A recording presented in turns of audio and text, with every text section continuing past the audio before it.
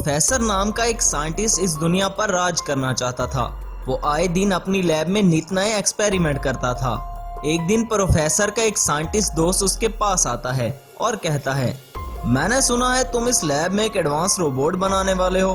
तब प्रोफेसर कहता है, हाँ तुमने सही सुना है, मैं वो रोबोट बनाकर इस सारी दुनिया पर राज करूंगा, लेकिन उसके लिए मुझे तुम्हारी मदद चाहिए।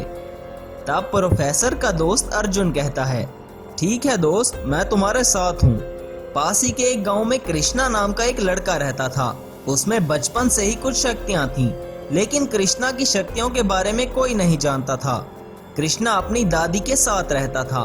एक दिन दादी कृष्णा से, बेटा तुम अपनी शक्तियों को हमेशा छुपा कर रखना, तुम्हारी इन शक्तियों के बारे में किसी को पता ना चले, क्योंकि इस दुनिया के इंसान ऐसे इंसान को एलियन समझकर मार डालते हैं।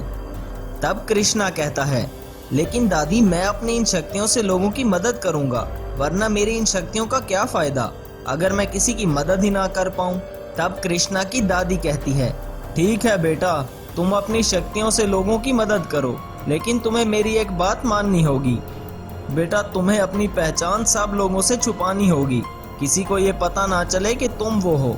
तब कृष्णा की दादी उसे एक कॉस्ट्यूम देती है। वो कॉस्ट्यूम पहनकर कृष्णा अपनी पहचान छुपा लेता है। तब उसकी दादी कहती है, आज से तुम कृष्णा नहीं बल्कि क्रिश हो। वहाँ लैब में वो साइंटिस्ट दुनिया पर राज करने के लिए एक रोबोट बना रहा था।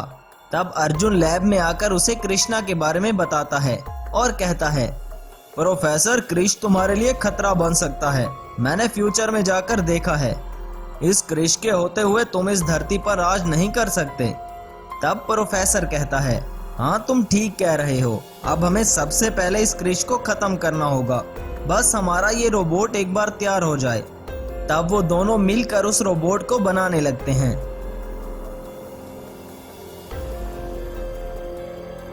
वहाँ क्रिश अपने गांव में लोगों की मदद कर रहा था।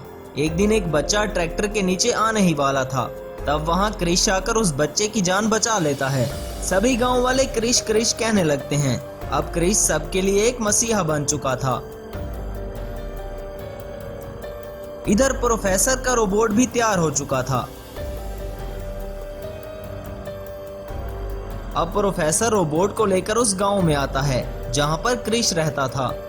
तब प्रोफेसर अपने दोस्त अर्जुन से कहता है, क्रिश ऐसे सामने नहीं आएगा, लगता है उसे यहाँ बुलाने के लिए कुछ करना ही पड़ेगा। तब प्रोफेसर अपने रोबोट को गांव में तबाही मचाने के लिए कहता है। प्रोफेसर का रोबोट लोगों के पीछे भागने लगता है और सब घरों को तोड़ने लगता है। तब क्रिश को सिग्नल मिलता है कि कोई रोबोट आकर गांव में तबाही मचा रहा है। तब क्रिश भागता हुआ प्रोफेसर के पास आता है। तब प्रोफेसर क्रिश को देखकर, तो तुम आ ही गए क्रिश, मुझे भी तुम्हारा ही इंतजार था। तब क्रिश कहता है, तुम लोग मुझसे आखिर क्या चाहते हो। तब प्रोफेसर कहता है, मैंने सुना है तुम्हारे अंदर बहुत सी शक्तियां हैं और तुम लोगों की मदद करते हो। मैं तुम्हें मारकर अपने रोबोट से इस दुनिया पर राज करूंगा। तब वो रोबोट क्रिश पर हमला कर देता है, लेकिन क्रिश अपनी शक्तियों से रोबोट को खत्म कर देता है। तब क्रिश कहता है, मैं तुम जैसे गद्दार साइंटिस्ट को इस दुनिया पर राज नहीं करने दूंगा। जब तक मैं जिंदा हूं मैं इस धरती की हिफाजत करूंगा। तब वो दोनों साइंटिस्ट बहुत डर जाते हैं। हमें माफ कर दो क्रिश, हमसे बहुत बड़ी भूल हो गई है, हम अब ऐसा कुछ नहीं करेंगे, तुम बस हम दोनों को जिंदा छोड़ दो, हम आज के बाद ऐसा कोई काम नहीं करेंगे क्रिश। तब क्रिश को उन दोनों पर दया आ जाती है। ठीक है, इस बार मैं तुम दोनों को जिंदा छोड़ रहा हूँ, मगर हाँ अगर दोबारा ऐसा काम किया तो तुम दोनों की सजा मौत होगी। तब वो दोनों डर के मारे वहां से चले जाते हैं और अपनी लैब में आते हैं। तब प्रोफेसर कहता है, ओह शिट, हमारा सारा प्लान चौपट हो गया। वो रोबोट इस क्रिश को नहीं मार पाया, मगर अब मैं ऐसा रोबोट बनाऊंगा जो क्रिश के टुकड़े टुकड़े कर देगा। ये सुनकर अर्जुन कहता है, प्रोफेसर अब से मैं तुम्हारा साथ नहीं दूंगा, मुझे अपनी जान बहुत प्यारी है और मेरे छोटे छोटे बच्चे हैं। ऐसा कहकर वो लैब से चला जाता है, लेकिन प्रोफेसर क्रिश को मारकर अपना सपना पूरा करना चाहता था, इसलिए वो सोचता है, इस बार मैं एक ऐसा रोबोट बनाऊंगा जो इस दुनिया का सबसे शक्तिशाली रोबोट होगा। फिर मैं देखता हूँ कि वो क्रिश मेरे रोबोट को कैसे मारता है। तब प्रोफेसर एक ऑप्टिमस प्राइम रोबोट बनाता है। अपने इस रोबोट को लेकर वो क्रिश के पास आता है। तब क्रिश उस रोबोट को देखकर कहता है, तुम फिर से इस टीन के डब्बे को लेकर आए हो मुझे मारने के लिए। अभी भी वक्त है, तुम इसको यहाँ से लेकर चले जाओ। अरे क्यों क्रिश, क्या तुम डर गए मेरे इस शक्तिशाली ऑप्टिमस प्राइम रोबोट से? ये सुनकर क्रिश को काफी गुस्सा आता है और वो ऑप्टिमस प्राइम रोबोट पर हमला कर देता है।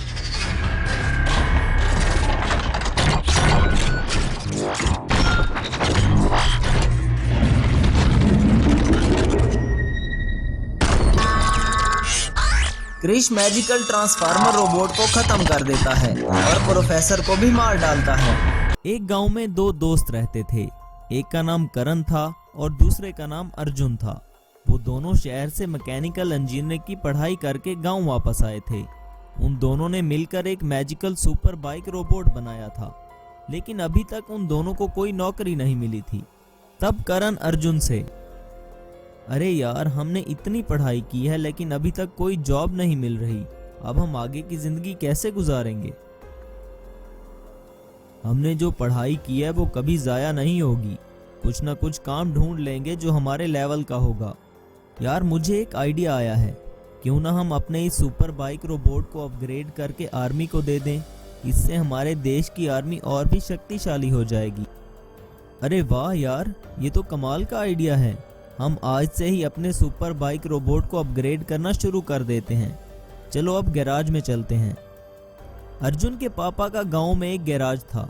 वो लोगों की सब गाड़ियां ठीक करके देते थे और जो गाड़ियां पुरानी हो जाती इनको वो खरीद लेते और आगे ज्यादा दाम में बेच देते थे। तब करण और अर्जुन उस गैराज में जाते हैं क्योंकि उस दिन अर्जुन के पापा की तबीयत थोड़ी खराब थी और वो अर्जुन को कहते हैं, बेटा आज तुम गैराज पर ही रहो। अगर कोई आए तो उसे कहना गाड़ी कल तक ठीक करके देंगे। तब वहां गैराज में एक आदमी गाड़ी ठीक करवाने आता है जो कि असल में एक बहुत बड़ा साइंटिस्ट था। अर्जुन उस साइंटिस्ट की कार को देखने लगता है। अरे वाह यार, क्या कार है। अगर ऐसी कार मेरे पास होती तो मैं इसको एक रोबोट में ट्रांसफॉर्म कर देता। तब वो साइंटिस्ट चकित होकर अर्जुन से पूछता है, ये तुम क्या कह रहे हो? तुम कैसे एक कार को रोबोट में ट्रांसफॉर्म कर सकते हो? सर, मैंने शहर से मैकेनिकल इंजीनियरिंग की पढ़ाई की है और ये मेरा दोस्त भी मेरी हेल्प करेगा, तो मैं इस कार को एक बड़े रोबोट में बदल सकता हूँ। तब वो साइंटिस्ट कहता है, बेटा तुम अभी बच्चे हो। मैं एक साइंटिस्ट हूँ जो बहुत से रोबोट बना चुका है, लेकिन मैंने 20 साल में ऐसे किसी रोबोट के बारे में नहीं सुना। तब अर्जुन उस प्रोफेसर को एक ऐसी जगह पर ले जाता है जहां वो और उसका दोस्त एक्सपेरिमेंट किया करते थे। वहां उनका विशाल मैजिकल बाइक रोबोट खड़ा होता है।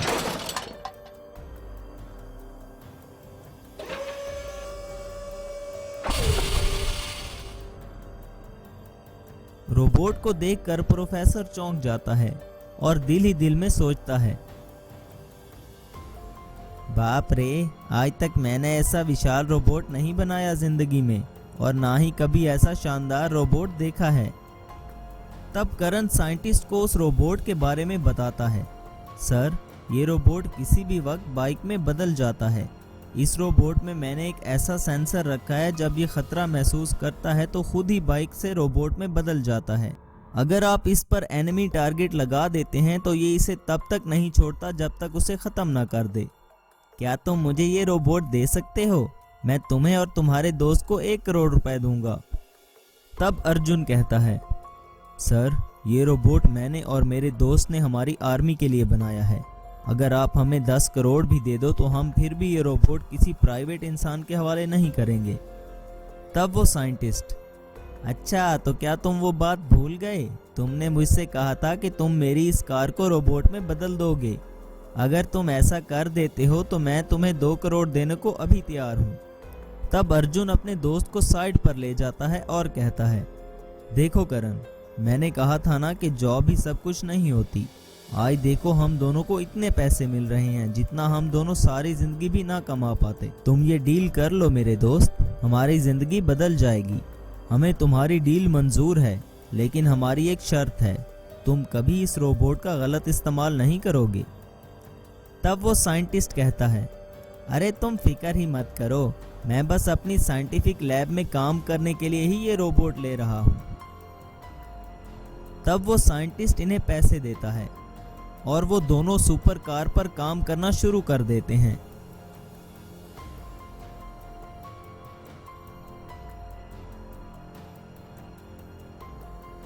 कुछ दिन की मेहनत के बाद वो सुपर कार को सुपर कार रोबोट में ट्रांसफॉर्म कर देते हैं।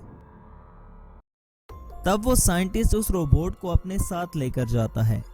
कुछ दिन गुजरते हैं कि वो साइंटिस्ट इस विशाल रोबोट को देखकर कहता है, अब मैं इस गांव का सबसे पावरफुल इंसान हूँ, जिसकी हिफाजत एक मैजिकल रोबोट कर रहा है।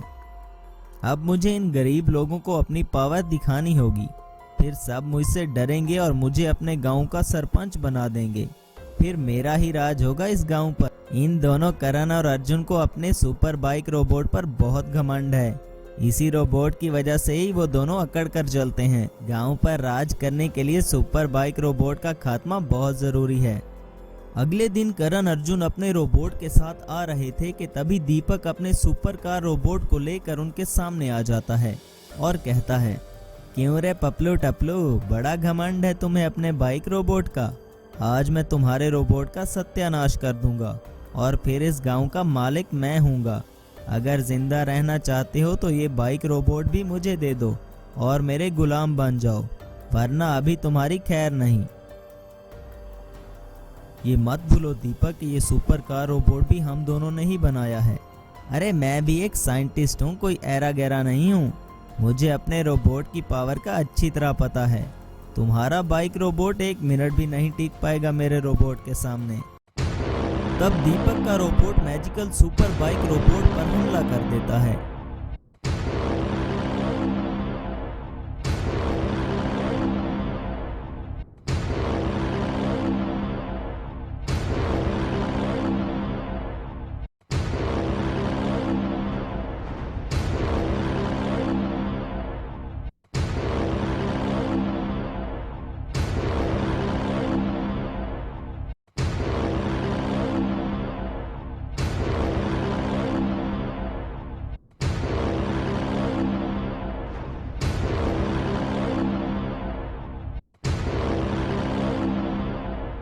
काफी देर की लड़ाई के बाद सुपर बाइक रोबोट दीपक के कार रोबोट को मार गिराता है।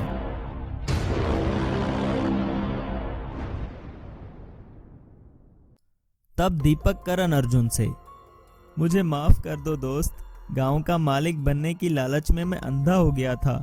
मुझे माफ कर दो, मैं आइंदा ऐसी गलती कभी नहीं करूंगा। मैजिकल सुपर बाइक रोबोट हमने आर्मी के लिए बनाया है और तुम्हें इसकी पावर का अंदाजा भी नहीं है। अब यहाँ से अपने इस कबाड़ को उठाओ और दफा हो जाओ और फिर कभी मत आना हमारे गांव में। दीपक एक मकार आदमी था। अपने टूटे फूटे रोबोट को उसने एक जेसीबी की मदद से उठाया और जंगल में ले गया। ये कल के लड़के मुझ जैसे साइंटिस्ट से जीत गए। खैर कोई बात नहीं, गलती मेरी अपनी है क्योंकि मैंने इन दोनों को बहुत हल्के में लिया। लेकिन मेरा नाम भी दीपक है। अब इनको पता चलेगा कि मैं क्या करता हूँ। तब सनकी दीपक अपने रोबोट पर काम करने लगा। उसके पास एक ऐसी चिप थी जो रोबोट को एक मॉन्स्टर में ट्रांसफॉर्म कर सकती थी। चिप इंस्टॉल होते ही रोबोट से अजीब सी आवाजें आने लगी और फिर एक धमाके के साथ ही वो रोबोट एक हल्क मॉन्स्टर में बदल गया और वो गुस्से से चिल्लाने लगा। हल्क मॉन्स्टर को देखकर दीपक बहुत खुश हुआ और उसने हल्क मॉन्स्टर को गांव पर हमला करने का आदेश दिया। करण किसी काम से अपने बाइक पर शहर गया हुआ था। तब हल्क मॉन्स्टर गांव में आ गया और पूरे गांव में तबाही मचाने लगा।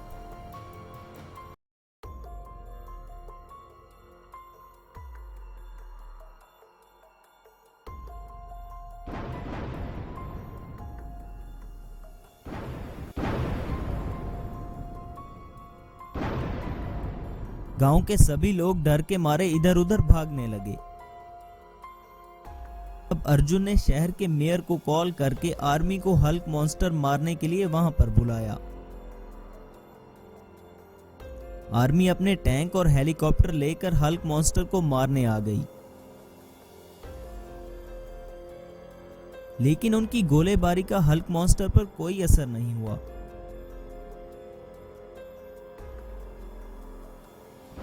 और हल्क मॉन्स्टर ने आर्मी के टैंक और हेलीकॉप्टर तबाह कर दिए। हल्क मॉन्स्टर सारे गांव में तबाही मचाते हुए वापस जंगल में दीपक के पास चला गया।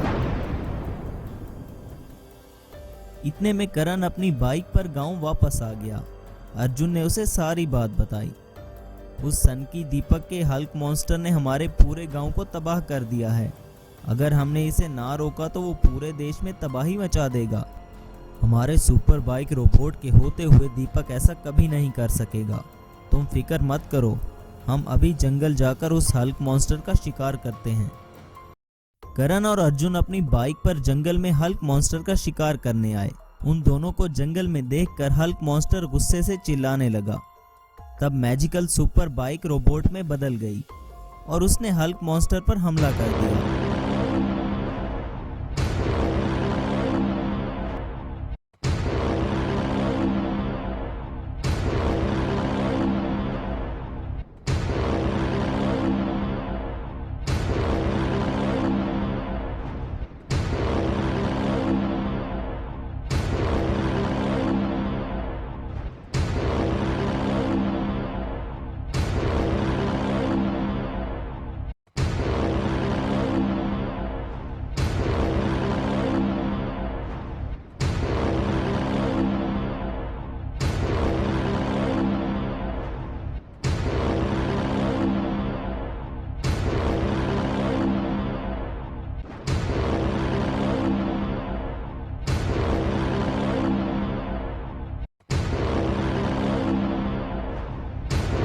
काफी देर की लड़ाई के बाद मैजिकल सुपर बाइक रोबोट ने हल्क मॉन्स्टर को भी मार दिया।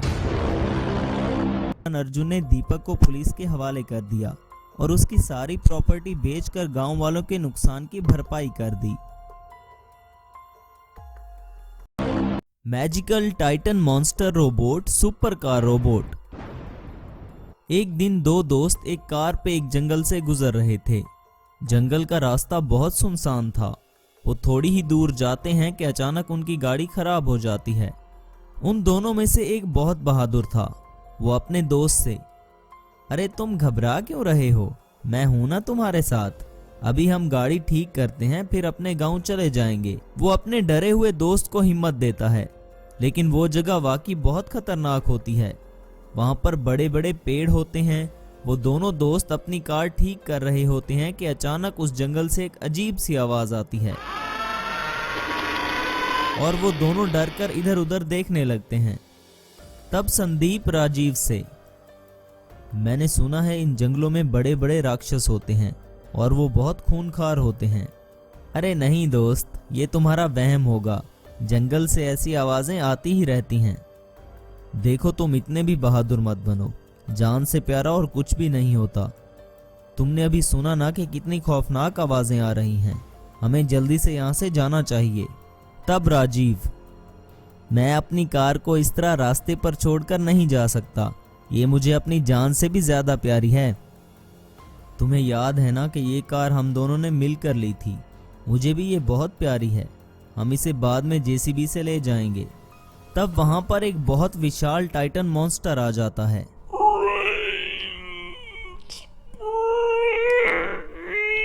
टाइटन मॉन्स्टर को देखकर वो दोनों बहुत डर जाते हैं। तब संदीप राजीव से, अरे भागो भागो यहां से, वरना ये हम दोनों को मार डालेगा। लेकिन राजीव अपने दोस्त की बात नहीं मानता और अपनी कार के शीशे बंद करके उसमें बैठ जाता है। तब संदीप अपनी जान बचाने के लिए वहां से भाग जाता है। टाइटन मॉन्स्टर जोर जोर से चिल्ला रहा था। तब वो टाइटन मॉन्स्टर उसकी गाड़ी के पास आता है। राजीव को लगता था कि वो मॉन्स्टर उसकी गाड़ी का कुछ नहीं बिगाड़ सकता, लेकिन वो टाइटन मॉन्स्टर उस गाड़ी पर हमला करता है और उसे वहीं कुचल देता है। भागते भागते संदीप वहां से काफी दूर आ जाता है और उसे पता चल जाता है कि उसके दोस्त का क्या अंजाम हुआ। वो बहुत डरा हुआ था। भागते भागते वो गांव के सरपंच के पास आता है। भानु प्रताप उस गांव का सरपंच, जो बहुत ही दयालु आदमी था। वो सबकी मदद करता और कोई भी गांव में मुसीबत आती तो उसका हल ढूंढ निकालता था। तब संदीप सरपंच को सारी बात बताता है। मैं और मेरा दोस्त जंगल के रास्ते से जा रहे थे कि अचानक हमारी कार खराब हो गई और हम अपनी कार ठीक कर रहे थे कि जंगल से एक बहुत विशाल राक्षस आ गया और उसने हम पर हमला कर दिया। मैंने राजीव को बहुत कहा कि यहाँ से भाग जाओ, लेकिन उसने मेरी बात नहीं मानी और फिर टाइटन मॉन्स्टर ने हमारी गाड़ी तबाह कर डाली और मेरे सामने ही मेरे दोस्त को मार डाला। ये सुनकर भानु प्रताप कहता है, ये तो बहुत परेशानी की बात है। मुझे तुम्हारे दोस्त का सुनकर बहुत अफसोस हुआ, लेकिन अब हमें कोई उपाय निकालना ही होगा क्योंकि वो जंगल हमारे गांव के बहुत करीब है और वो राक्षस बहुत खतरनाक है। वो कभी भी हम पर हमला कर सकता है। तब वहाँ प्रोफेसर नाम का एक साइंटिस्ट आता है। वो किसी खुफिया मिशन के लिए इस गांव में एक लैब में काम कर रहा था। मैंने सुना है इस गांव के करीब एक टाइटन मॉन्स्टर आ गया है जिसने एक इंसान की जान भी ली है। वो तो बहुत खतरनाक लग रहा है। तब भानु प्रताप प्रोफेसर से, अब आप ही हमें इस मुसीबत से निकाल सकते हैं। आप हमारे देश के लिए रोबोट बना रहे हो ना। ये गांव भी हमारे देश का हिस्सा है। इसकी हिफाजत आपका भी फर्ज है। तब प्रोफेसर भानु प्रताप को अपनी लैब में लेकर जाता है। उसे अपने बहुत सारे रोबोट दिखाता है और कहता है, ये देखो मैंने बहुत से रोबोट बना लिए हैं, लेकिन ये सब आम रोबोट हैं और वो टाइटन मॉन्स्टर बहुत बड़ा है। ये 10 भी मिल जाएं तो उसका कुछ नहीं बिगाड़ सकते। तब भानु प्रताप, अब हम क्या करेंगे प्रोफेसर? तब प्रोफेसर को एक आइडिया आता है और वो कहता है, आपके पास जो सुपर कार है मैं उसको रोबोट में कन्वर्ट कर सकता हूँ। आप जब चाहेंगे वो एक रोबोट में बदल जाएगी। ये सुनकर भानु प्रताप बहुत खुश हो जाता है और कहता है, मेरी कार किसी की जान से ज्यादा कीमती नहीं है। ये मैं आपके हवाले करता हूँ। आप बस इस गांव की सुरक्षा करें। तब प्रोफेसर उस कार पर काम करने लगता है और सुपर कार को एक मैजिकल सुपर कार रोबोट में बदल देता है।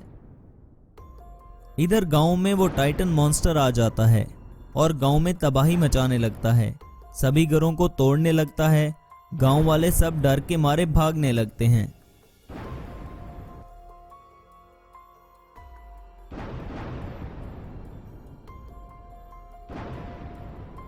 पूरे गांव में तबाही मचाने के बाद टाइटन मॉन्स्टर जंगल की तरफ चला जाता है। थोड़ी देर बाद Bhanu Pratap magical super car robot को लेकर गांव में आता है। अरे मालिक, आप रोबोट लेकर अब आ रहे हो? कुछ देर पहले वो टाइटन मॉन्स्टर यहाँ पर आया था और पूरे गांव में तबाही मचाकर जंगल की तरफ चला गया है। अरे संदीप, तुम फिक्र मत करो। ये मैजिकल सुपर कार रोबोट उस टाइटन मॉन्स्टर का खात्मा कर देगा। मैं अभी जंगल में जाकर उस टाइटन मॉन्स्टर का अंत कर दूंगा। तब भानु प्रताप अपने मैजिकल सुपर कार रोबोट को लेकर जंगल की तरफ जाता है। रोबोट को देखते ही टाइटन मॉन्स्टर को बहुत गुस्सा आता है और वो रोबोट पर हमला कर देता है।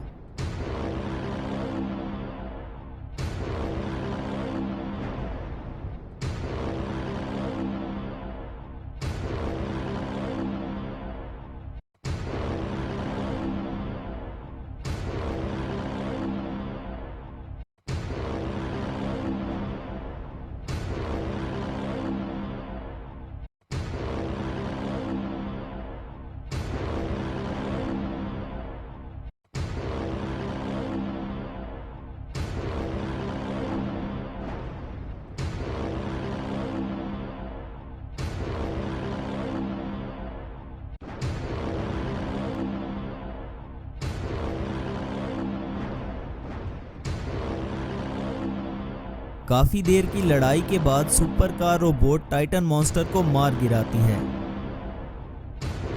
ये देखकर भानु प्रताप बहुत खुश होता है और सभी गांव वाले हंसी खुशी रहने लगते हैं।